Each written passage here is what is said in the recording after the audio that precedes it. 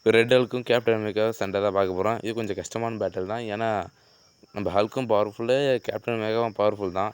யாரும் குறை சொல்ல முடியாது. நம்ம ரெட் ஹல்க்கை பற்றி பார்க்கணும்னா நம்ம ஹல்க்கு ஈக்குவலான பவர் இருக்குது. நம்ம பாதிக்கு பாதி பவரே இருக்குது. ஹல்க்கு நினச்சா கேப்டன் அமெரிக்கா ஒரே அடியில் போட்டு தள்ள முடியும். ஆனால் அது அந்த அளவுக்கு நம்ம கேப்டன் அமெரிக்கா சும்மா இருக்க மாட்டார். இதே நம்ம இந்த சுற்றி வச்சுன்னுக்கிற கேப்டன் அமெரிக்கா வச்சு சண்டைக்கு தான் கொஞ்சம் சண்டை கொஞ்சம் ரொம்ப லென்த்தாக போகிறது ரொம்ப சான்ஸ் இருக்குது. ஏன்னா நம்ம தேனஸ் கூட ஆச்சு ஃபைட்டே பார்த்துருப்பீங்கன்னு நினைக்கிறேன். அதே கிட்டத்தட்ட தேனஸே கதிக்கலங்க வச்சுட்டு பாருங்க கொஞ்ச நேரத்துக்கு. இதே நம்ம ஹல்கோட வந்துச்சா இன்னும் கொஞ்சம் எக்ஸ்ட்ரா தாக்கு பிடிக்கலாம். ஆனால் அது ஜெயிக்க முடியும்னு கேட்டால் அது கொஞ்சம் கேள்விக்குறி தான். என்ன கேட்டால் வாய்ப்பு இருக்குது, ஒரு 90% வாய்ப்பு இருக்குது. அதுக்கப்புறம் நான் ரெட் ஹல்க்கும் குறை சொல்ல முடியாது. ஏன்னா ரெட் ஹல்க்கு கொஞ்சம் பயங்கரமான ஒரு ஆள் தான். இவங்கள பற்றி நீங்கள் என்ன நினைக்கிறீங்க? யார் ஜெயிப்பா, கேப்டன் அமெரிக்காவா இல்லைனா ரெட் ஹல்க்கா?